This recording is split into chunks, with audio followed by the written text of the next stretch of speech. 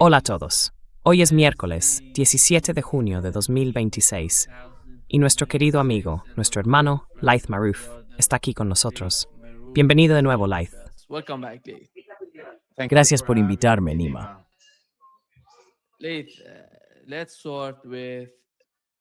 Laith, empecemos con el MOU, el Memorando de Entendimiento, y la reacción de Hezbollah. ¿Cuál es la posición de Hezbollah? ¿Y qué podemos entender de la situación en Líbano y de las conversaciones o quizá negociaciones que están teniendo lugar? Porque sabemos que hay dos partes hablando entre sí, los iraníes y los estadounidenses, y Hezbollah del lado de Irán. Y parece que Israel estaría alineado con la posición de Estados Unidos, aunque hasta ahora Israel ha dicho que no va a participar, que no va a acatar ningún tipo de acuerdo entre Estados Unidos e Irán. Y por otro lado, tenemos a Hezbollah, que está cerca de la postura iraní. ¿Qué podemos aprender de la posición de Hezbollah respecto al MOU?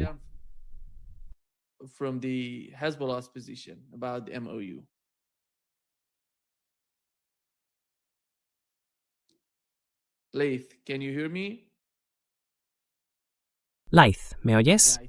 Sí, parece que tenemos algún problema con la conexión de Laith. Se ha caído. Como podéis oír, hay mucho ruido porque está en un lugar público. Nos está hablando desde fuera. Sí, un momento, voy a intentar recuperarlo. Sí.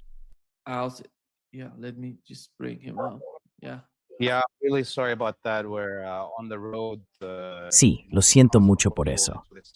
Estamos de viaje. Acabamos de cruzar de Portugal a un pequeño pueblo en España. Hemos estado grabando sobre los movimientos antiimperialistas y pro-palestinos y también sobre la historia de las conexiones entre la gente de Iberia y nuestra región en Asia Occidental. En cuanto a tu pregunta, me preguntabas cuál es la reacción aquí en Líbano ante este memorando de entendimiento. Está claro que Hezbollah lo ve como una victoria para el eje de la resistencia. Ahora mismo, incluso vemos a políticos libaneses haciendo cola frente a la embajada iraní en Beirut, básicamente para pedir perdón por su colaboración con los estadounidenses y los israelíes en la destrucción del Líbano.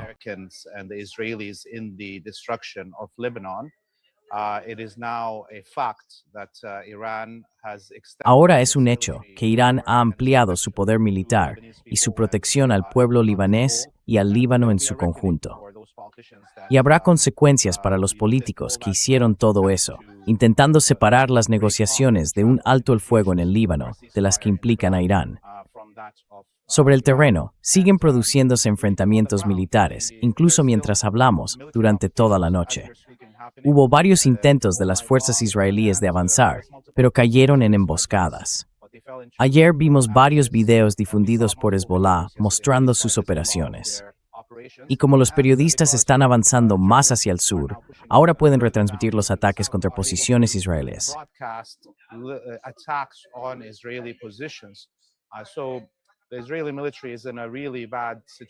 El ejército israelí está en una situación realmente mala. Y como escuchamos ayer de los funcionarios iraníes, si los israelíes no detienen sus ataques en el Líbano, si siguen violando el memorando de acuerdo y el alto el fuego, habrá un castigo para este régimen rebelde y su ejército. De hecho, esta mañana leíamos en la prensa estadounidense que algunos funcionarios de Estados Unidos creen que la República Islámica de Irán podría atacar sin previo aviso a la colonia israelí si continúa violando el alto el fuego. Mucha gente en el sur del Líbano está volviendo a sus pueblos y, por desgracia, se está encontrando con la enorme destrucción y los crímenes de guerra que cometieron los israelíes.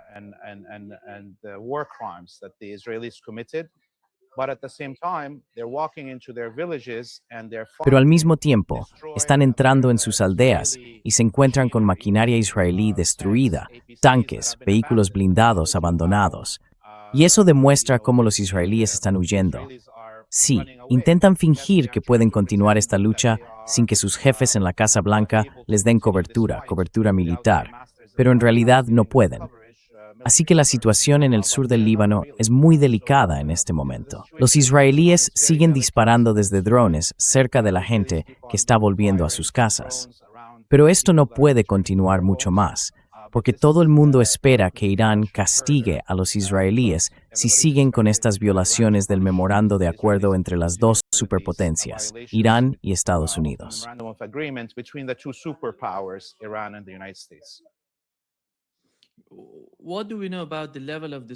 ¿Qué sabemos sobre el nivel de alteraciones en algunas de estas ciudades? Por ejemplo, Tiro o Nabatie, Mefadún, esas zonas del sur del Líbano. Son parecidas, algo así como un 20, un 50, un 30%. ¿Cuál es el nivel de alteración en esas ciudades?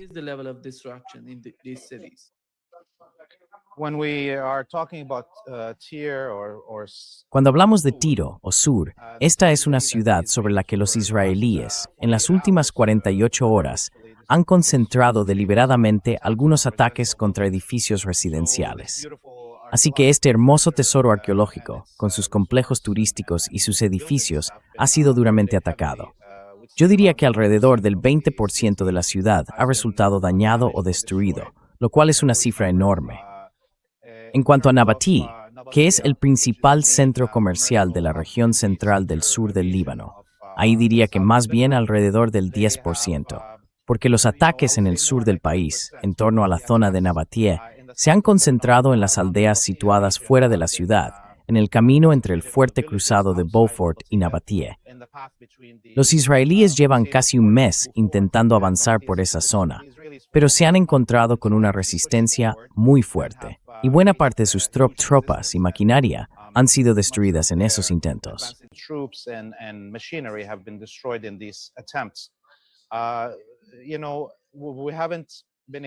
Sabes, no hemos podido avanzar más allá de esas aldeas de primera línea alrededor de Nabatie, así que no sabemos qué hay más allá. Pero, viendo los videos que los israelíes han estado publicando durante los últimos 3 meses, en los que se ve cómo destruyen aldeas enteras, es de esperar que cuando la gente regrese a las aldeas de segunda línea en el sur del Líbano, se encuentre con una destrucción total. Además, esta mañana hemos oído que los israelíes se retiraron por completo de Al-Qiyam. Es la famosa aldea donde en los años 80 y 90 había un centro de tortura del ejército colaboracionista de Lahad.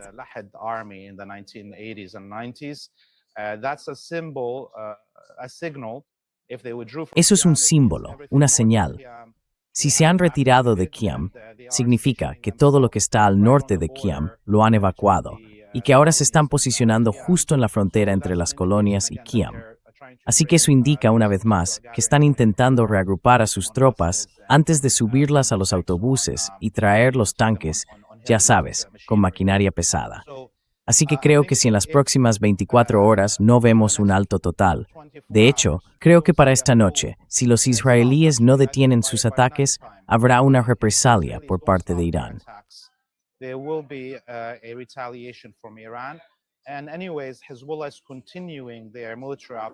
De todos modos, Hezbollah sigue con sus operaciones militares y ahora están lanzando fuertes andanadas de misiles, no solo esos drones FPV que estamos viendo, contra las posiciones expuestas donde se concentran los soldados israelíes.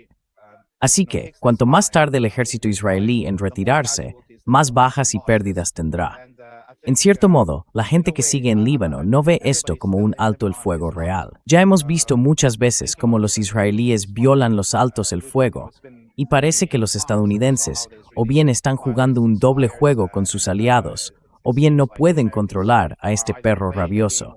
Veremos qué pasa en las próximas 12 o 24 horas, pero creo que eso será lo que determine la realidad del alto el fuego.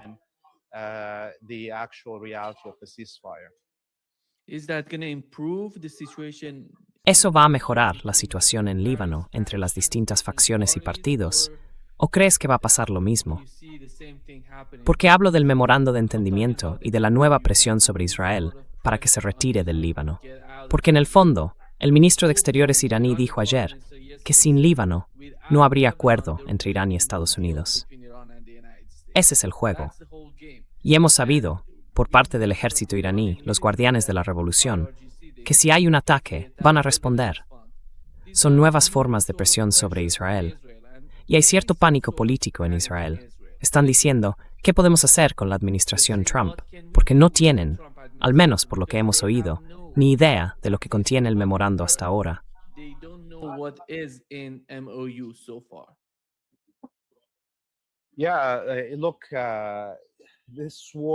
Mira, esta guerra y la victoria de Irán en esta guerra han cambiado por completo el equilibrio de poder en la región.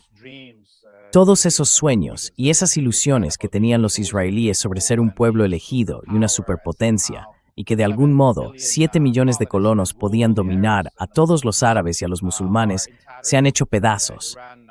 Irán, con esta victoria, tiene el derecho de marcar el rumbo de la política en la región. Creo que veremos, no solo como hemos visto en el último día y medio, a todos esos políticos libaneses haciendo cola frente a la embajada para pedir clemencia, sino que también veremos lo mismo entre los vasallos árabes cuando su amo se retire y reconozca su derrota.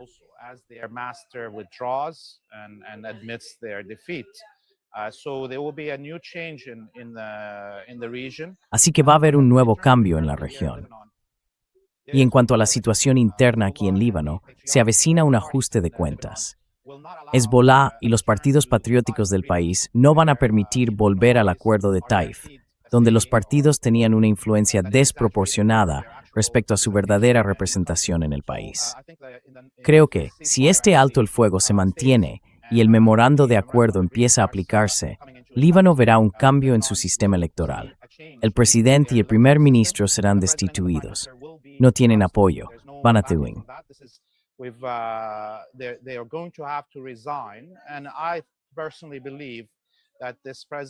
Y yo, personalmente, creo que este presidente y este primer ministro harán las maletas y se irán a Francia o a Estados Unidos. Porque la forma en que han socavado la seguridad del Líbano y han causado tanto daño al país con su actitud beligerante hacia su propio pueblo, no se va a perdonar fácilmente. Así que habrá un nuevo equilibrio de poder en el Líbano, y el partido que gane será quien lo establezca. Y aunque Hezbolá, en los años 2000, cuando liberó el Líbano, decidió ser magnánimo y conceder un perdón nacional a quienes cometieron crímenes, intentando reconciliarse con los partidos que eran vasallos de Estados Unidos.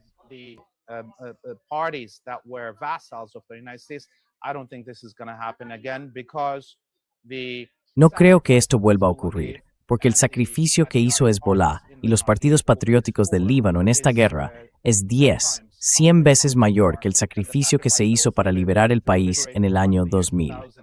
La sangre del mártir Sayyid Hassan Nasrallah y de todos los mártires del Líbano no quedará sin rendir cuentas a quienes participaron en el genocidio masivo y la limpieza étnica de este país.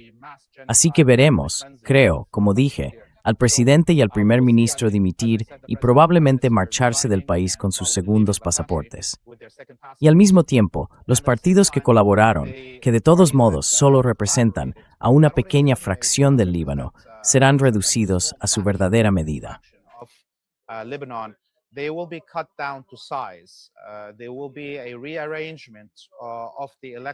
Habrá una reorganización del sistema electoral para que refleje el peso real de la gente. Y creo que el Líbano tiene la oportunidad de poner fin al sistema electoral sectario.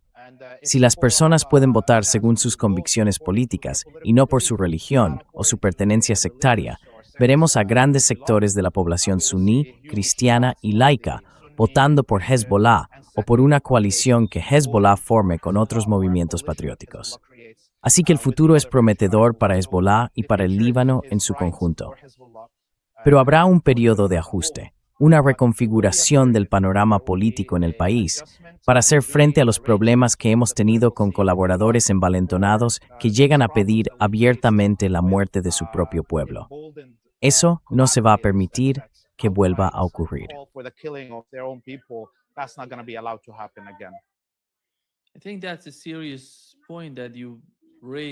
Creo que has planteado un tema muy serio. Uno de ellos es la doble nacionalidad de estas personas, el primer ministro y el presidente del Líbano. Eso debería estar en la Constitución. No sé, muchos países lo incluyen en su Constitución, en sus leyes. No puedes tener ningún tipo de vínculo con otros países por encima del tuyo. Y cuando tienes 2 pasaportes, eres ciudadano de 2 países, y eso es un problema enorme. Puedes ser una persona normal, Y en ese caso, no creo que cause ningún problema. Pero cuando eres el primer ministro o el presidente de un país, tienes que estar vinculado solo a ese país, no a ningún otro. No sé, ¿hay algún tipo de debate sobre eso? No.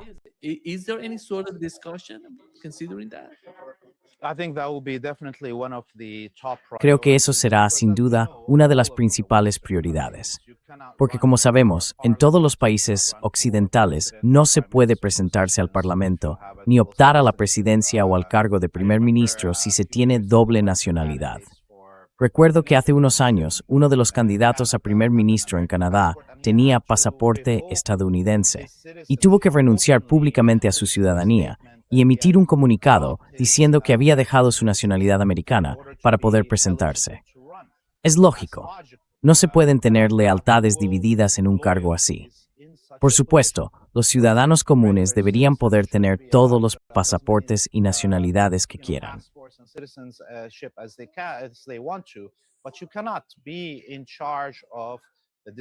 Pero no se puede estar al mando de la toma de decisiones en un país cuando hay dudas sobre a qué país se le debe más lealtad. Y esto ya lo hemos visto. Claro, el tema de la lealtad surge ahora especialmente en Occidente, con todos esos israelíes con doble nacionalidad que se han infiltrado en puestos de poder en distintos países o en posiciones de control en los medios, la banca o las industrias militares. Así que las cuestiones que habrá que abordar aquí, en el Líbano, en cuanto a cambios en la Constitución y en las normas electorales, tienen que ver con la representación. ¿Cómo se elige? Por ahora, la gente está obligada a votar por alguien de su misma confesión religiosa. Y además hay escaños reservados para las distintas confesiones en el Líbano que tampoco reflejan su peso real.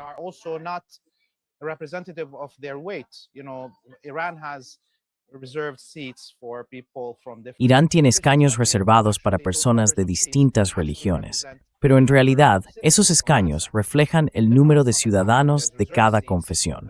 En el Líbano no es así. Allí los escaños reservados se basan en el censo de 1942, cuando la mitad de la población era cristiana. Hoy, casi la mitad de la población es chií, y los chiíes solo tienen alrededor de un 20 o 25% de los escaños asignados. Una forma de abordar eso sería permitir que la gente vote libremente como quiera. Y el Líbano, como nación multirreligiosa y multiétnica, siempre ha sabido proteger esa diversidad e incluir a todos.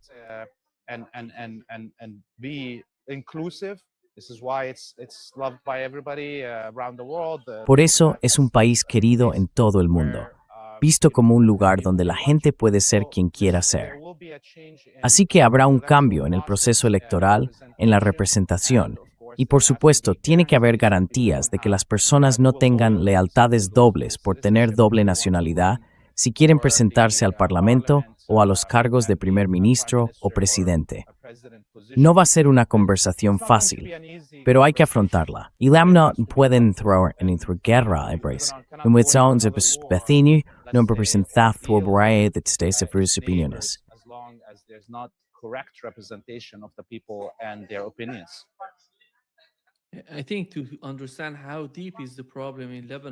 Creo que, para entender hasta qué punto es grave el problema en Líbano, no sé si viste al ministro libanés de Industria. Cuando lo entrevistaron, le estaba dando caramelos al periodista. El periodista le preguntó, ¿cuál es la ocasión? Y él respondió, el alto el fuego. Entonces el periodista le dijo, ¿y cuál es el siguiente paso?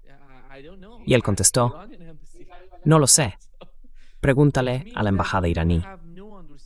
Eso demuestra que no hay ninguna comprensión de lo que está pasando, y nadie la tiene, porque no hay conexión.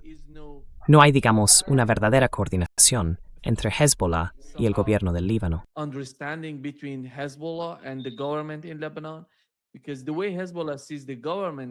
Porque según la forma en que Hezbollah ve al gobierno, parece que si le dicen algo al gobierno, este se lo contaría a los israelíes o a otras partes que no deberían saberlo. No sé cuál es la realidad de las comunicaciones en Líbano, pero eso demuestra hasta qué punto no están implicados. No saben, no tienen idea de lo que pasa en el país, y eso forma parte de su responsabilidad. Son el gobierno del Líbano, pero no saben lo que está ocurriendo. Y eso es un problema enorme para la gente en Líbano que está viendo todo esto. for those people in Lebanon looking at this point.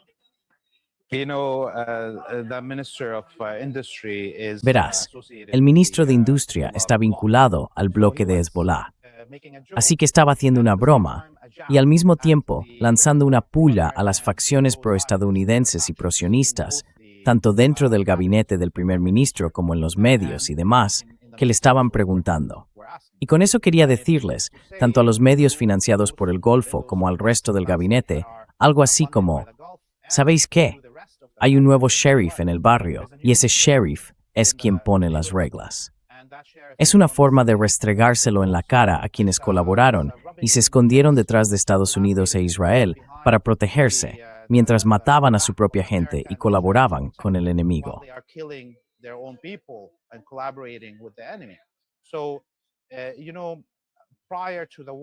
Antes de la guerra en Siria, en Líbano existía una especie de equilibrio político entre Siria y Arabia Saudí, y detrás de Arabia Saudí estaban los estadounidenses. Ese equilibrio mantenía al país sin grandes problemas. Pero hoy no hay Arabia Saudí, no hay Siria, ni Emiratos, ni Qatar, ni Turquía que puedan influir en Líbano. Creo que el ministro fue muy claro cuando dijo, preguntada a Irán o preguntada a la embajada. Quiso decir que no habrá un nuevo equilibrio en el que Irán y Estados Unidos gobiernen junto Líbano. No, hoy hay un vencedor. Y el vencedor es el eje de la resistencia.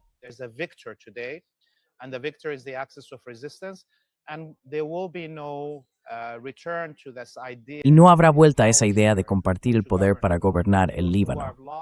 Quienes han perdido tendrán que entender que han perdido. Y creo que el eje de la resistencia se siente ahora mucho más fortalecido por este memorando de acuerdo. Hubo un momento curioso del ministro de Industria que lo dejó claro ante todo el país. Dijo, no me preguntéis, ahora mismo no hay gobierno. El gobierno está en Teherán. Y no lo decía para exagerar, sino para dejar claro que el eje de la resistencia es, en realidad, quien va a decidir lo que ocurra en el Líbano a partir de ahora.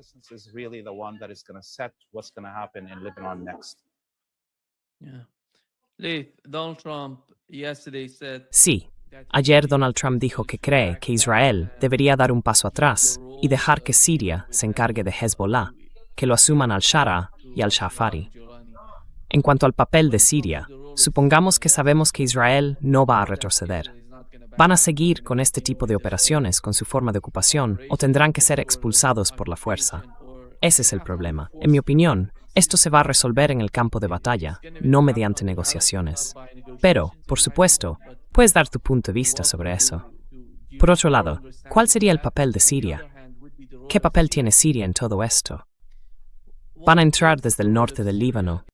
Are they going to come from the northern part of Lebanon? Are they going to make some sort of chaos? ¿Van a provocar algún tipo de caos?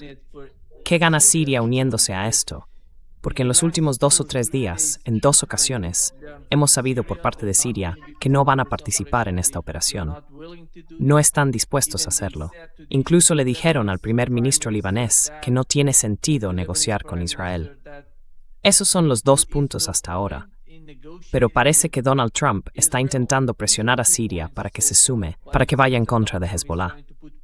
¿Qué significa eso? ¿Cómo lo entiendes tú? ¿Qué opinas de todo esto?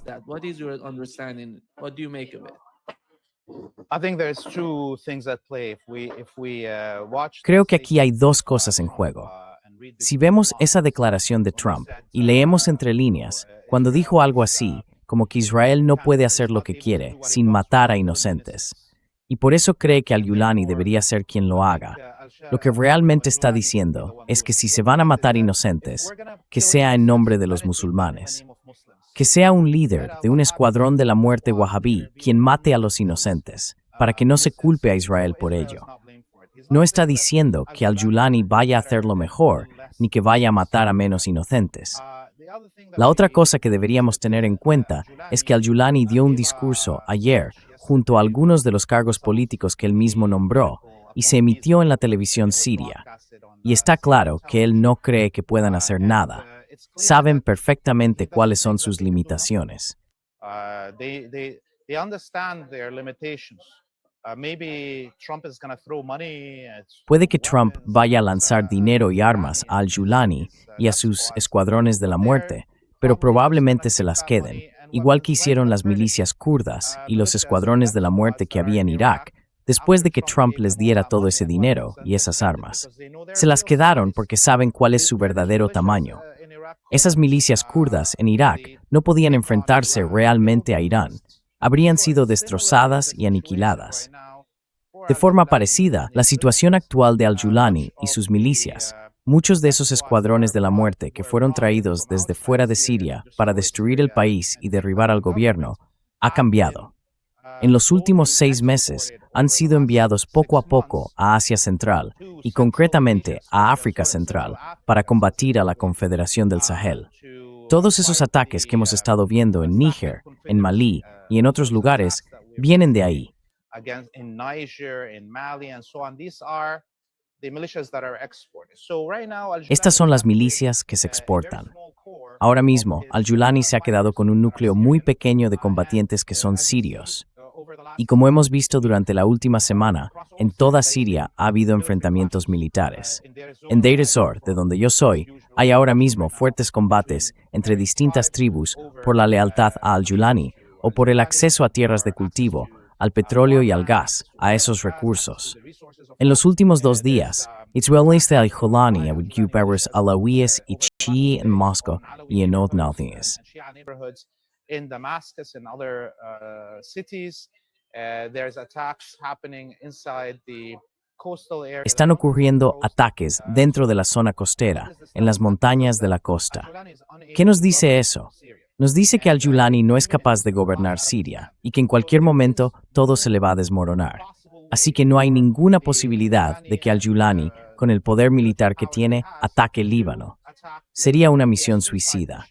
La última vez que intentaron hacerlo, hace más o menos 1 año y medio, después del colapso del gobierno de Assad en Damasco, cuando las milicias de al-Julani estaban en el punto más alto de su poder y de la euforia por haber tomado el país, atacaron desde el norte del Líbano hacia el norte del Valle de Kaa. Las tribus locales lograron rechazarlos, destruir sus columnas y avanzar dentro de Siria. Así que creo que, bueno, todo eso que escuchamos decir a Trump es más bien un deseo suyo. Is kind of his wishful thinking. And the answers we heard from the speech. Y las respuestas que escuchamos en el discurso de al-Julani ayer dejan claro que no va a hacerlo. De hecho, gran parte de su discurso se centró en las relaciones con el Líbano y en normalizarlas. Habló de que incluso hay que esperar antes de resolver la cuestión de la delimitación de la frontera entre el Líbano y Siria, una frontera que no se ha trazado oficialmente desde 1942. Hay muchas aldeas que están a medio camino entre Siria y el Líbano, o que tienen ciudadanos libaneses en el lado sirio y sirios en el lado libanés. Y él, en su discurso dirigido al público sirio, dejó claro que no está dispuesto ni siquiera a abrir esa caja de Pandora. Si al-Julani hubiera querido buscar una excusa para atacar al Líbano, habría sido precisamente la de la delimitación de las fronteras.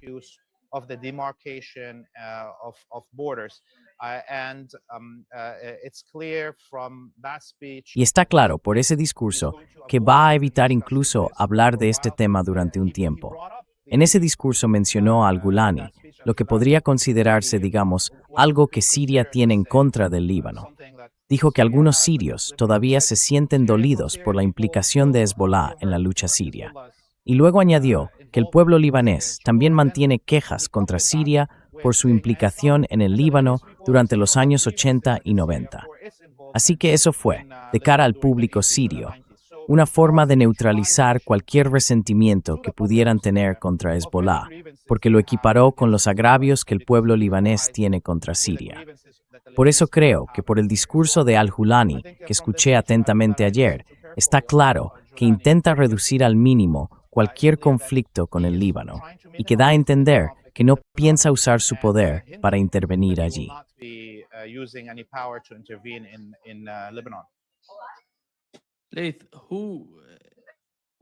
How do you see Laith, ¿cómo ves a Qatar y a los Emiratos Árabes Unidos? porque sabemos que los Emiratos, durante la guerra, de alguna manera mejoraron su relación con Israel.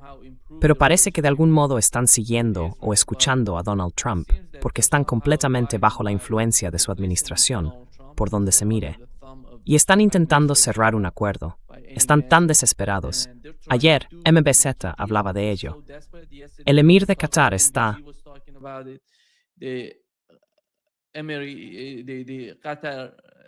The Qatari emir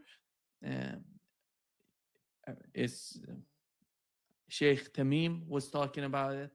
El jeque Tamim estaba hablando de eso. Y todo gira en torno a cerrar un acuerdo, a cambiar la cara de Oriente Medio, porque de algún modo están cansados de esta guerra. No quieren esta guerra. Saben lo devastadora que ha sido para su economía. Esa es su forma de calcular las cosas. Pero, ¿ves algún tipo de influencia por su parte? ¿Tienen algún tipo de influencia sobre la administración Trump? ¿O están de alguna manera cooperando con la administración Trump y sus políticas? To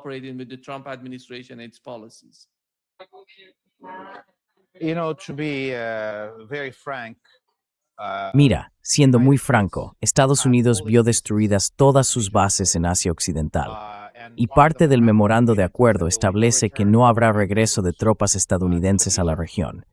Así que ya está decidido. Esos regímenes vasallos que siempre se escondían detrás del poder americano se han quedado sin protección.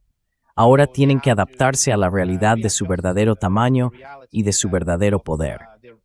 Los Emiratos, Qatar o Bahrein son países insignificantes a escala global, y deberían serlo, porque su población es diminuta. No puede haber un Liechtenstein decidiendo lo que hace la Unión Europea, ni un Mónaco marcando su política exterior. Del mismo modo, Bahrein, Qatar o los Emiratos no deberían tener derecho a decidir cómo se gobiernan los pueblos árabes o los pueblos musulmanes, ni cómo manejan sus asuntos exteriores. Govern themselves or have foreign affairs. So what we are seeing right now is these Lo que estamos viendo ahora mismo es que esos regímenes vasallos, se están dando cuenta de que ya no tienen protección militar de Estados Unidos y que tienen que enfrentarse a Irán en su verdadera dimensión. Recuerdo que hace décadas veía videos antiguos de la época del Shah de Irán, ese dictador, ese fascista, ese asesino de su propio pueblo, cuando los monarcas del Golfo iban cada año y literalmente le besaban la mano en televisión. En aquel entonces, el Estado iraní colaboraba con Israel y con Estados Unidos, y se le había asignado el papel de ser el sheriff de la región. Pues bien, ahora el sheriff de la región es Irán, sin ninguna interferencia de Estados Unidos ni de Israel. Y ni Israel ni Estados Unidos pueden proteger a sus vasallos en la zona. Así que veremos a esos vasallos, reducidos ahora a su verdadera medida, venir y besar la mano.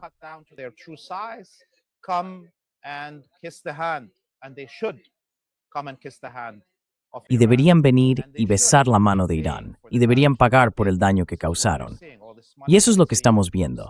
Todo ese dinero que está enviando Qatar y los Emiratos, y que al final también Arabia Saudí enviará para cubrir los costes de la destrucción y del daño que hicieron al pueblo iraní y a la nación iraní. Ese es el futuro. Y es la única forma en que podrán sobrevivir, si es que quieren sobrevivir, porque Irán no se dedica a cambiar regímenes ni ocupar países, aunque podría hacerlo. Ahora mismo, Irán está en una posición en la que podría cruzar el estrecho de Hormuz, borrar del mapa a los Emiratos Árabes Unidos, o a Bahrein, o a Qatar, e instalar a quien quisiera, y nadie lo detendría.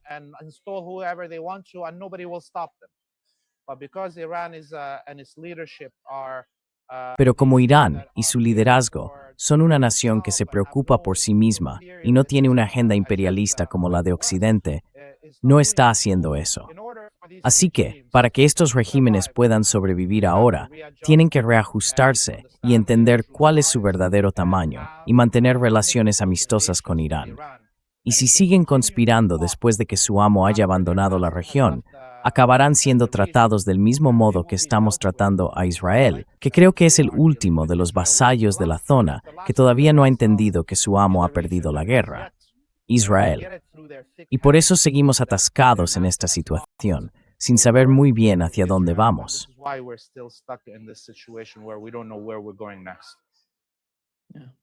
I think with the statement of Hezbollah, Creo que con la declaración de Hezbollah de ayer, mencionaron cuáles son los principales objetivos del grupo. Uno de ellos es la liberación completa del territorio libanés, y eso está en marcha, ya sea a través de las negociaciones que continúan o quizá mediante operaciones militares. Es posible que haya algún tipo de escalada más adelante, pero el segundo punto en sus objetivos es el regreso de los prisioneros libaneses. ¿Quiénes son esos prisioneros y cuál es la razón principal o el problema con ese tema? Porque no se ha hablado mucho de ello.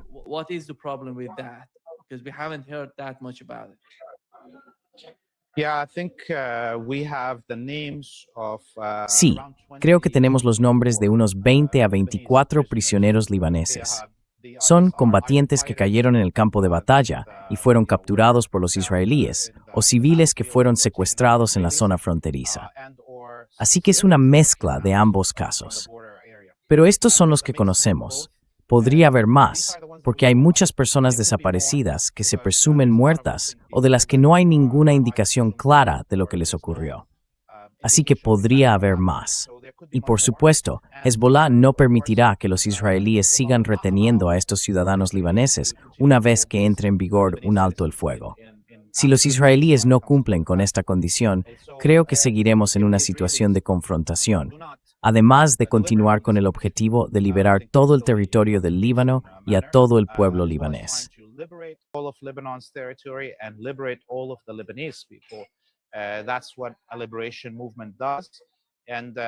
Eso es lo que hace un movimiento de liberación. Y si la gente no lo recuerda, en 2006, Hezbollah secuestró a soldados israelíes para conseguir la liberación de prisioneros de guerra libaneses y palestinos, y lo logró. Así que no creo que los combates vayan a detenerse en el sur del Líbano hasta que haya una garantía de que todos los prisioneros libaneses sean liberados y que los israelíes se retiren de cada centímetro del Líbano. Creo que ahí es donde. Esto va a ser muy complicado en las próximas 12-24 horas. No se trata solo de un alto el fuego y de que los israelíes se queden donde están, ni solo de que se retiren de las zonas que ocuparon en 2006. No, se trata de que abandonen cada centímetro del Líbano que haya sido ocupado hasta llegar a las granjas de Shebaa. Y por cierto, ayer Al-Julani, en su discurso, mencionó las granjas de Shebaa.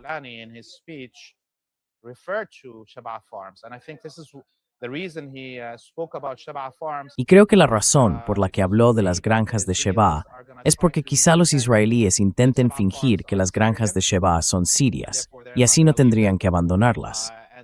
Y puede que Al-Julani intente echarse atrás respecto al mapa elaborado por el gobierno sirio hace décadas, que decía que las granjas de Shebaa son libanesas, no sirias. Así que probablemente este sea el único favor que Al-Julani puede hacerle a Israel. Intentar afirmar que las granjas de Shebaa son sirias y dejar que sigan ocupadas por los israelíes. Pero no creo que se permita que ninguna otra parte del Líbano continúe ocupada. Y los prisioneros, como dije, incluyen a algunos combatientes, a personal sanitario, como paramédicos que estaban cumpliendo con su deber, intentando salvar a personas que fueron secuestradas, e incluyen también a un marinero que fue secuestrado en el norte del Líbano durante la guerra de 2006.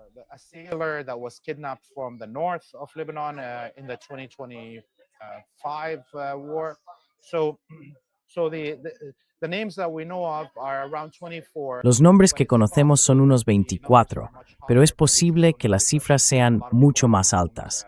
No lo sabemos porque muchas personas se dan por muertas, pero necesitamos pruebas, y aquí es donde entra el papel de la Cruz Roja. Hasta ahora, la Cruz Roja ha incumplido con sus deberes. No ha visitado a ninguno de los prisioneros libaneses en los últimos dos años y medio, casi 3 años de esta guerra. La Cruz Roja no ha traído ninguna noticia sobre los prisioneros libaneses, ni siquiera nos ha dado ni ha obligado a los israelíes a entregarles una lista con sus nombres. Eso es lo más básico de las obligaciones de la Cruz Roja. Así que creo que empezará a aumentar la presión sobre este tema en concreto, y el primer paso debe ser conseguir los nombres de quienes están en las cárceles israelíes.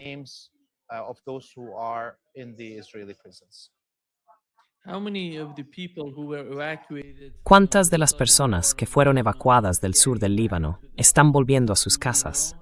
¿Se sabe algo? Quiero decir, más o menos un 20%, un 50%. ¿Cuál es la situación allí? Mencionaste que al menos un 20% de esas ciudades fueron destruidas por los ataques israelíes. ¿Y qué pasa con la gente que está regresando ahora mismo a sus hogares?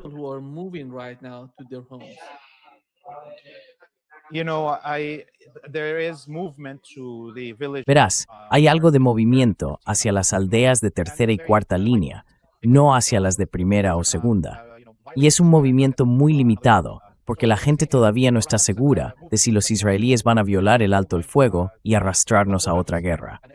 Lo que estamos viendo es más o menos un 10% del movimiento que había antes de la guerra. Y sobre todo, son personas que van solas, no familias enteras. Y cuando van familias completas, Saying are safer, you can go and check, but please don't stay. So there is that movement of people going into those villages. así que hay ese movimiento de gente que va a esos pueblos, revisa sus casas, hace fotos, muestra al mundo lo que está pasando y también ve los restos de maquinaria israelí que han quedado en el campo de batalla. Creo que esto será un goteo de movimiento hasta que tengamos un alto el fuego real, uno que esté garantizado. Y hasta ahora, eso no ha ocurrido. El pueblo libanés ama su tierra, ama sus hogares, y me duele por ellos. Todo el mundo quiere ir corriendo a ver las casas de sus familias, donde crecieron, y sus tierras. Pero ahora mismo todos son muy prudentes, porque tenemos al enemigo más feroz que cualquiera podría tener al sur de la frontera. Anyone can have south of the border. Creo que el otro objetivo de Hezbollah es la reconstrucción de las zonas dañadas durante el conflicto, algo que en mi opinión está relacionado con la situación en Líbano. Porque si hay guerra, si hay este tipo de ataques, no se puede avanzar en la reconstrucción ni en la recuperación de las partes de la ciudad que fueron destruidas durante la guerra. Necesitan cierta estabilidad en Líbano antes de poder hacerlo. Y parece que, con esta declaración, van a quedarse solos en la tarea de reconstruir la parte sur del país. No sé cuál es la posición del gobierno libanés en todo esto. ¿Van a ayudar a Hezbollah? ¿Van a ayudar a la gente del sur del Líbano a reparar o reconstruir los edificios?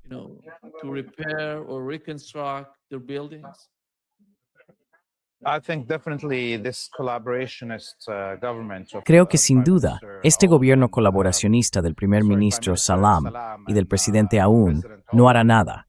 De hecho, si miramos atrás, al año 2006, el gobierno del Líbano no hizo nada. Fueron Hezbollah y la generosidad del pueblo iraní, del gobierno iraní y de los pueblos del mundo, quienes donaron para ayudar a reconstruir el Líbano en aquel momento. Así que creo que, al menos al principio, hasta que haya un cambio de gobierno y se elimine este régimen colaboracionista, no habrá nada que venga del gobierno libanés.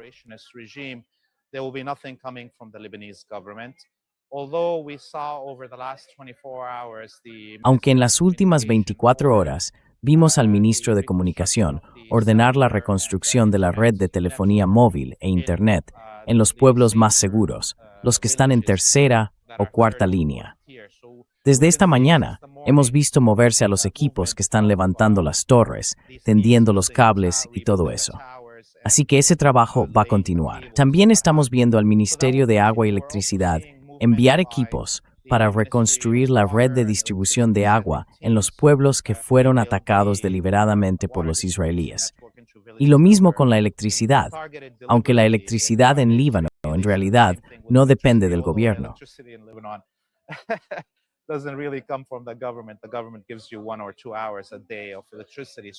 El gobierno te da 1 o 2 horas de electricidad al día. Así que, ahora mismo, la prioridad es volver a instalar las redes de comunicación para que cualquiera que regrese pueda comunicarse si pasa algo, pueda llamar a una ambulancia o lo que sea. Y lo mismo con el agua, porque el agua es vida y no se puede estar en un lugar donde no haya agua. Ese es, como lo vemos, el movimiento principal de reconstrucción. Creo que Hezbollah tiene la capacidad y la voluntad, como ya mostró durante el último alto el fuego en 2005, de reconstruir toda la infraestructura destruida, las viviendas y demás, con sus propios recursos. Y los miembros del eje de la resistencia acudirán en su ayuda. The Axis of Resistance members will come to the aid. I remember how people Recuerdo cuando la gente veía esos vídeos de personas yemeníes, ya sabes, mujeres yemeníes, quitándose todo su oro y enviándolo a Gaza, ¿verdad? Y con la pobreza que hay en Yemen, o enviándolo al Líbano. Veremos esa generosidad a escala global. Y ya que estamos en España, y hablando de esta cuestión de la generosidad hacia nuestros pueblos, ayer el régimen español fue y arrestó a activistas en el País Vasco, en el norte. Nuestros hermanos y hermanas del País Vasco, que llevan tiempo buscando su propia liberación del régimen español, fueron secuestrados en sus casas, incluido un activista palestino, secuestrado en su casa en Bilbao, en el norte de lo que es el Reino de España, en el País Vasco, y llevado a Madrid. ¿Y por qué?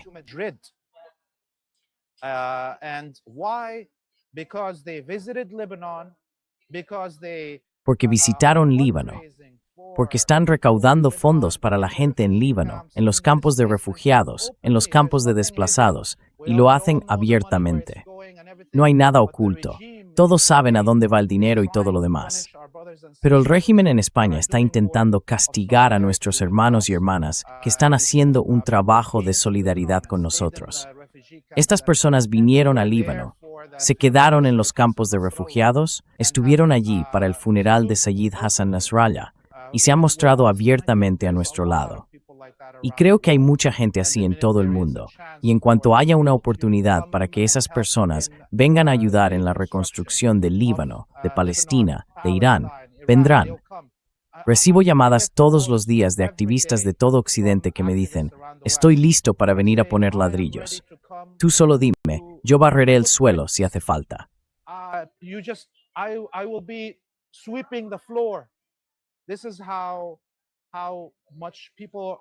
Así es como la gente de todo el mundo ha visto los sacrificios que todos nosotros en la región hemos hecho. El pueblo de Irán, de Líbano, de Palestina, de Yemen, de Irak, de Siria, y están dispuestos a venir y cambiar esta historia sobre cómo Occidente nos trata. Porque la mayoría de la gente en Occidente son seres humanos como nosotros, con dignidad, con conciencia de lo que es la opresión, y que no aprueban lo que hacen sus gobiernos.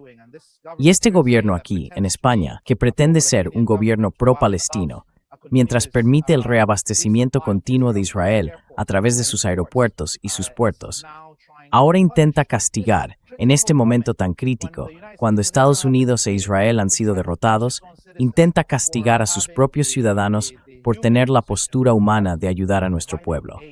Así que, en cuanto este alto el fuego entre realmente en vigor, toda la gente del Líbano irá al sur y empezará a reconstruir.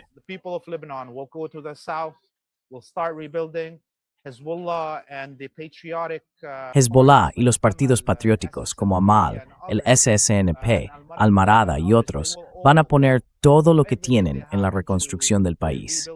Tras la destitución del presidente y el primer ministro colaboracionistas, las finanzas del gobierno del Líbano se dedicarán por primera vez en la historia del país a la reconstrucción.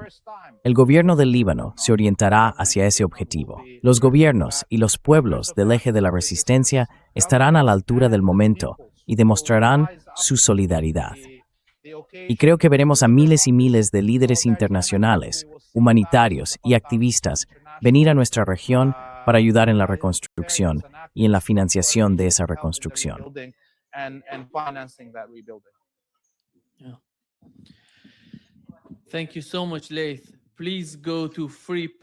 Muchas gracias, Laith.